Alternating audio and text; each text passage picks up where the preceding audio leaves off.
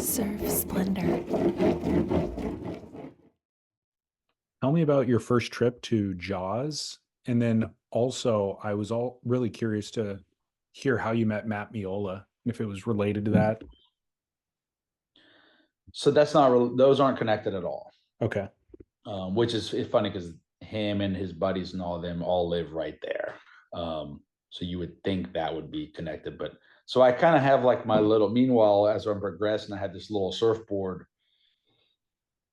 this surfboard passion, which is this is my job, and I'm doing the best I can do at that. But then on the side, I have this little thing like in my back pocket that I can hold my breath for 5.5 minutes. And that was like, okay, this is a little, tool that I have. How can I utilize this? So, and I was never like, I guess that for a while, my goal was I wanted to catch it. My one goal was like, I got to try to catch a 20-foot wave. And if I can pull that off, then I'll know I've surfed a big wave, and maybe my boards work and I'll learn surfboards along the way. So the learning the boards was the kind of the process. And it's not that easy. It To catch a definitely 20-foot wave? wasn't for me. It wasn't easy at all. Like I'm talking like, I mean, I started going to Peru shaping boards. So I went to Ecuador first, and then I had another guy. I was like, oh, there's a shaping machines in Peru. At some point, I switched off of hand shaping and got into making files. So once that kind of phase crossed over and there were machines around the world, it was like, oh, wow, I can actually travel with less tools and you don't need all these templates. And because traveling originally to hand shaping, it's a lot of stuff to carry physically.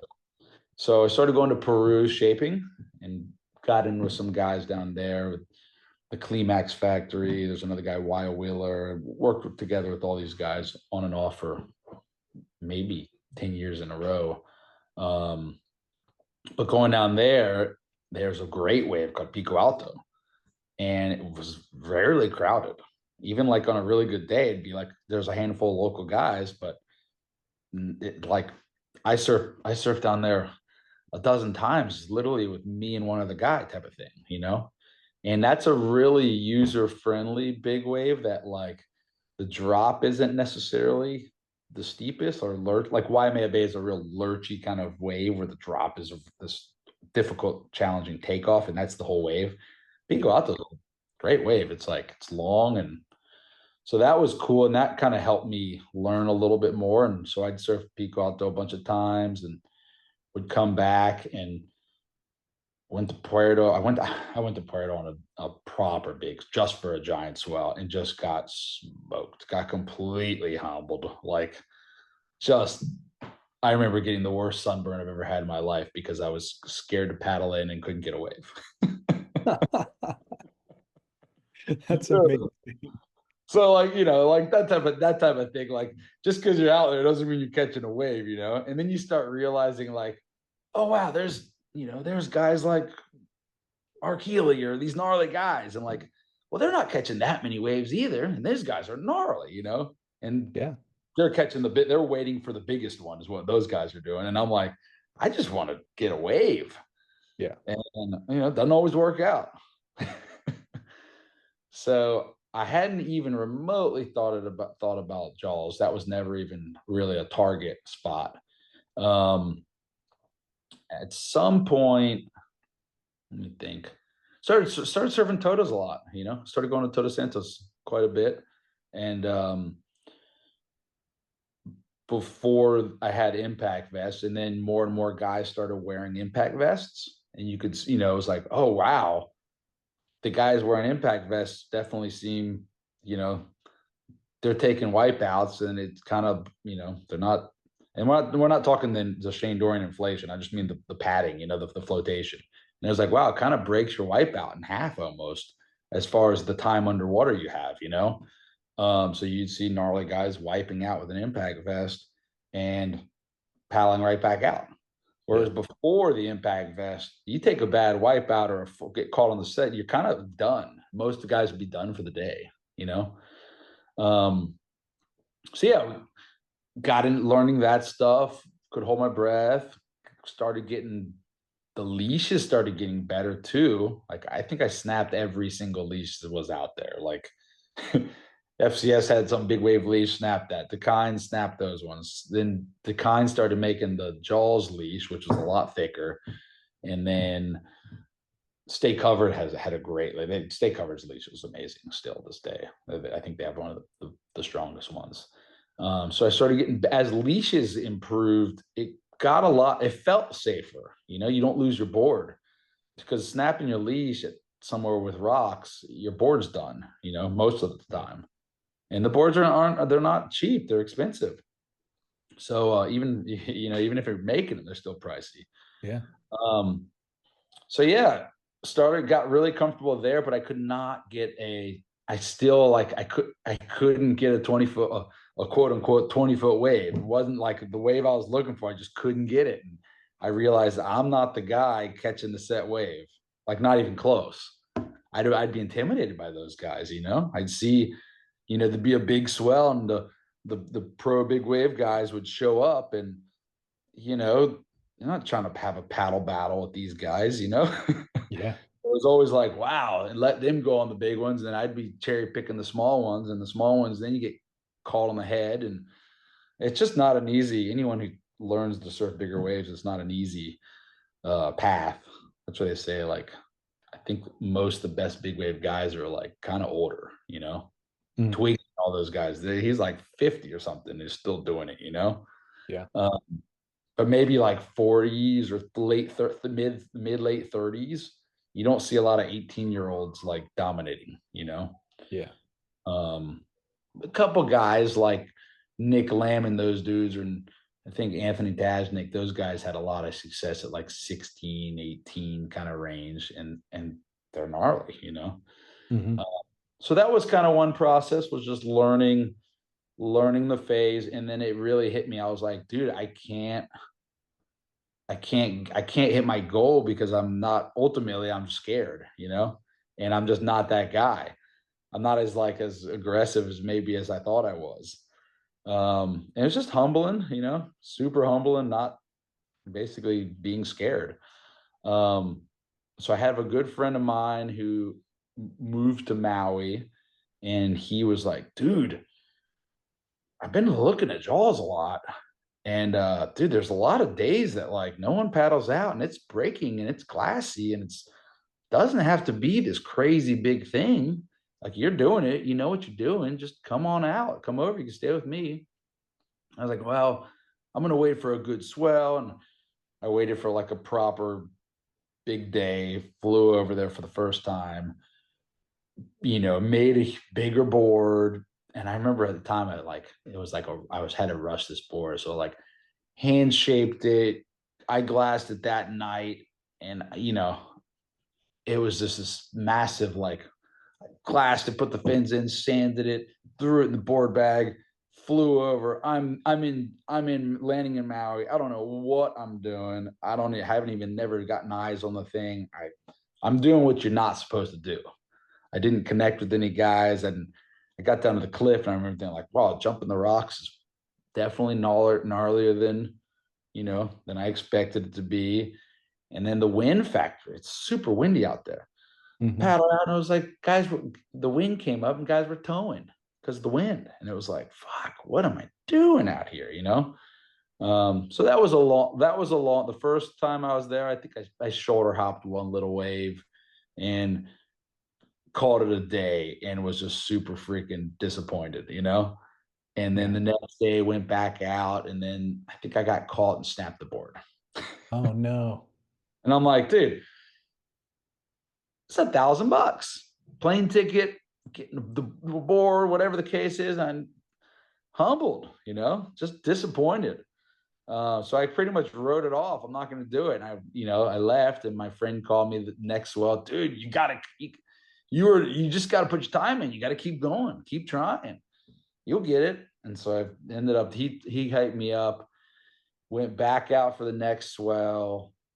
You know, I think that's why I surfed it once or twice, but maybe I got one, but couldn't really sack up and get one. You know, didn't really, you know. And unfortunately for all the local guys there that put all their time in there, they don't want to hear this. That's not what they Yeah. want. You don't want some guys showing up, you know, realistically by themselves, getting in the way. And the big thing is they're getting rescued, and then you're putting the ski guys who are, it's not how you're supposed to do it. Unfortunately, I don't know.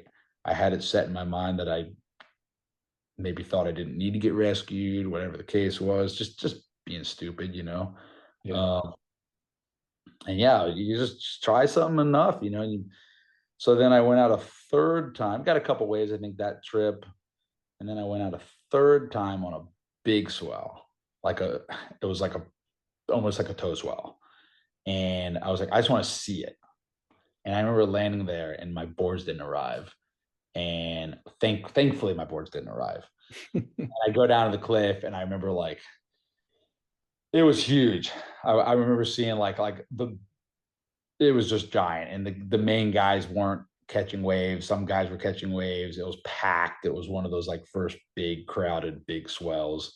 And so I just sat on the cliff and just watched and watched. And then the airlines called me at like 3 o'clock in the afternoon, and they say, "Hey, your board arrived.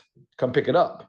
So I go to get my board, and my friend's like, I'm like, "Yeah, I'm not going to surf today. It didn't line up for me." And he's like, "I'm going to wait till tomorrow morning." He's like, "I don't know. Tomorrow morning's got wind. If you're going to catch a wave, it's going to have to be today. I can get you there. Just get out there and get one before dark." So I listened to him. I don't know what I'm doing. I remember being super tired. I'm like, what are these guys eating or drinking beforehand? Do I eat a banana? Some guys say don't eat anything because if you're gonna puke, there's all these like everyone has their little system. And my buddy's like, "Man, I got a Monster Energy drink in my truck if you want it." I'm like, "Do people really drink that crap?" I mean, I know they're all sponsored by them, but I'm like, I don't know. And he's like, "I think so, man. I mean, all those guys are sponsored by like Monster and Rockstar and Red Bull. Yeah, they're definitely drinking Red Bulls and shit." And I'm like, fuck it. I remember drinking this Monster, and I hate that crap. I'm not a energy drink guy at all. I don't like it at Yeah. all. I got enough energy as it is. So I drink this stupid thing, and I'm like, I'm gonna puke. I'm so nervous. Yeah. It's like 50 to 60 foot faces out there. It's huge. Got some guys, the guys are towing. And then I'm like, what am I doing? I was like, fine. My goal is to paddle out and watch. And that was always in just watch and be around the energy. And I remember specifically I ended up getting out there, and I don't want to just tell them just surf stories or like fish stories. But Yeah. this was definitely the best day in my memory, at least. And I got out there and I didn't catch a wave. I didn't even get close to catching a wave. And I remember like sitting kind of wide and took a freaking bomb set on the head. I got pounded. I come out, I'm sitting in the channel. And somewhere along the lines, I kind of became a little bit friends with this South African guy, Matt Bromley. And there was a crew of South African guys there that I had met a couple of times. And they're cool. And I was like, okay, these guys aren't from around here. And he was sitting deep, like 100 yards deeper than the whole pack. I mean, like looked like he was going left kind of thing on the right. And I'm like, I watched him get a crazy wave. Like, it was up there with a crazy wave for Jaws. And and I'm thinking like, holy crap, and he paddles by. Hey, AJ, good to see you, man. You getting any? No, not at all, man. I'm scared shitless out here. I'm just watching you guys at this point. And then it starts getting dark or starts getting close to dark, and everyone starts leaving. And somebody came by on a ski talking to a couple of local boys and I was like one of the local boys' brother. And he goes up to him and is like, "Hey man, you ain't catch a wave in an hour. Get on the ski. We're out of here. Like it's getting dark soon. It's too big of a day to be fucking around out here." And he goes by and looks at me and he's like, they don't know who he is at all. He's like, "You too, man. Like, you need to ride in, get a ride in, paddle in, but like I think I'm the last guy who knows how to do any rescuing, and I ain't rescuing your ass, so you're on your own." like go in guy. You don't, and I kind of got rattled by that. He leaves, and then there was a couple other people out there, and they started picking waves off. And the last couple of guys, I'm like, okay, you're gonna be basically out here by yourself. Like, are you all right, man? And I'm like, yeah, I'm just kind of gonna soak it in and paddle into the beach. I mean, just paddle in, and I appreciate it, but I'm good at the moment. And which was an extremely stupid and selfish thing to do, and definitely not what anybody over there wants to see anybody do. Maybe some people might see this and totally, can definitely talk shit on it for sure. I would talk shit on myself too. But I was kind of in a down moment at the time, and I was felt myself out there. And the last guy that was out there, it was me and him, and he's like, if you're gonna try to catch one, I've seen you sit out here for hours and you didn't catch a wave or haven't gotten one. He's like, you definitely got to you got to commit to the freaking just taking whitewater on your back kind of thing. Like, if you even want to get close to it. And I didn't know who the guy was. I actually became friends with him from this whole scenario. And I started thinking about a couple of my friends who passed away. And I had another friend in San Diego who ended up committing suicide years back. And I don't know why I kind of started thinking about him. And I'm not that I've ever been even remotely suicidal. I'm not trying to get into a dark place here on this, but that's actually like I started thinking about it. I started talking to him, and I'm like, man, and I've always considered myself pretty religious. Not necessarily like a certain religion per se, but like I've studied a lot of different religions. And I was like, okay, if there's ever a chance to see what's out there, I know I can hold my breath. I know I'm not going to just drown by getting a wave caught on myself. I might as well at least commit to just catching one and yeah, pretty much, I don't know really what crossed my mind, but basically ended up a set popped up right then and there. And I'm like, holy shit, here I am where I don't want to be at. I'm by myself at dark at a big, big, big day at Jaws. Completely dumb. Shouldn't have been there. Embarrassed to even tell this story, to be honest, because it's not something that I'm proud of. And I definitely don't think anyone else should try. And I'm definitely 100%, not something I want to share, but it is where I was at.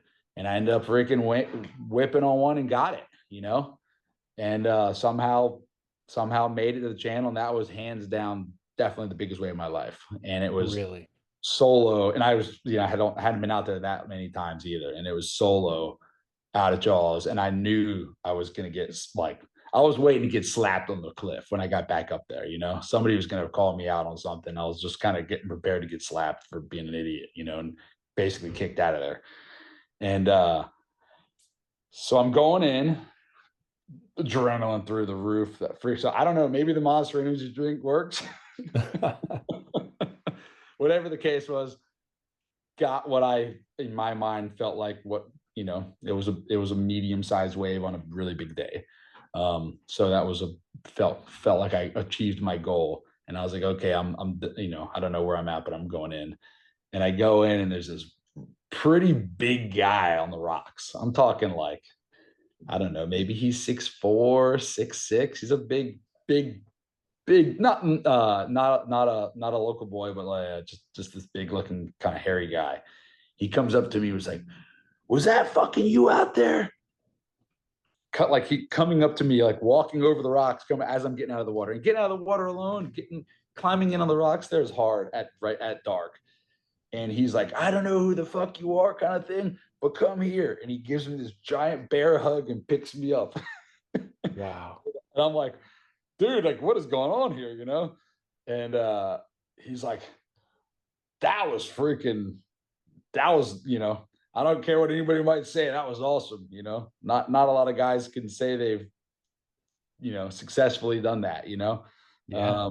And it was actually, it's funny, it ended up being Lyall Carson. No The way. surfboard shaper. Yeah.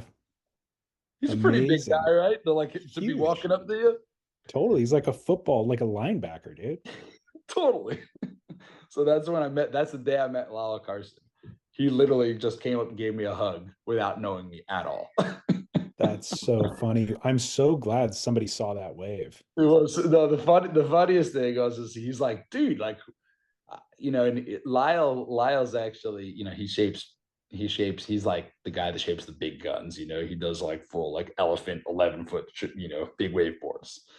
And he's like, dude, I've been coming down here, often, and like fucking I've never seen your face here. And that was so fucking like I was like, dude, I was over the moon. That's the way of my life. 100%, 1,000%. That was the way of my life. That was like my whole entire life leading up to this moment. And to Yeah. do it alone and have one guy see it, and holy crap. So we walk up the trail by ourselves because everybody else had already left. We get to the top, and it turns out my buddy who originally brought me there, he was on the cliff the whole time watching. And he's like, holy shit. He's like, you had the whole cliff. He's like, all the photographers left, everybody left. Nobody got a photo of it. There was nobody around. And he's like, but there's a couple old mokes on the cliff drinking beers. They were all talking shit. I thought we were gonna have to like hide getting out of here. They're like, oh, this freaking alley's gonna get stopped when he comes in. This guy's an idiot. And then that set came in, and they were all like, oh, he's gonna get cleaned up. Better, like he goes, and when you actually stood up, you had a standing ovation from all these guys that were talking shit. So Amazing. that was like to me and there are no photos or no nothing, and this is definitely a fish story, like Yeah. it's from my perspective, whatever that looks like. But that was definitely for me the pinnacle of like, okay, and hand shaped board, it got the way of my life. You know, that was the pinnacle of my whole entire surfing experience, and then ended up becoming great friend. I think we went to one of the local bars and had a tequila shot with my buddy and a couple of guys, and kind of became some friends with Matt Bromley. Then after that whole little thing, yeah, got finally caught a quote unquote, what I think was got that 20-foot wave. Who knows how Yeah. big it was or not. It doesn't really matter how big it was, but that was kind of in my mind like, wow, I finally caught a big wave. And it was never about like I forget the location. It doesn't matter where it's at, and whether it be or it doesn't matter what if you're into freaking rock climbing or snowboarding or mountain biking or whatever it may be. You want to run a 6-minute mile. It was just setting small goals and then trying to get to that goal. And kind of once I kind of in my mind had what I thought was okay, then it was like, okay, let's focus on shaping. Like let's not worry about chasing anything here. And the coolest thing was there was never a photograph of it or anything. And the only people that saw that wave was pretty much Lyall, Carson, my one buddy Curtis on the cliff, and then whoever the random couple guys were there. And in my mind, it was a pinnacle of my life. Yeah. Well, so what did you still have the desire afterwards to continue chasing big surf, or was that box checked? I've always liked being in the ocean and nature. I like being outside if it's pouring down rain, if it's super windy on a cliff, just standing there. So after that, it was like, okay, I got to keep going to these other spots, and I always really wanted to check out South Africa. So I ended up at some point, I was like, I'm going to try to go, I'd like to go see Dungeons or Sunset in those waves. So I went one year. I think maybe even that summer came around. I bought a ticket for like a month, and I would always try to use the shaping side as like kind of my end to like, because you can't just really just show up places that easily. You kind of Yeah. got to get it in with the locals somehow. And so like I reached out to a couple of local surfboard factories in South Africa to try to work. And I'm one of them that ended up taking me in was DVD. What is this? I forget his full name. DVG is his brand, or DVD. And he actually turns out, which I didn't realize, he shapes boards for that guy Matt Bromley. Um, And so I said, hey, is there any way I'm not traveling with big guns. I actually traveled there, believe it or not, with my spear gun and flippers and a couple of short boards. We went to J Bay and checked out, normal good spots in South Africa. And I ended up posting up in the town Cormacky, which is where they're all at. And I met some old dude, totally in a car park, and he was going spearfishing. I asked him if I could join him, kind of thing. And I ended up like staying with this guy who turns out his best friends or really close friends with Bromley's dad. So I ended up spearfishing with this guy in South Africa, which is super scary because of the white shark thing.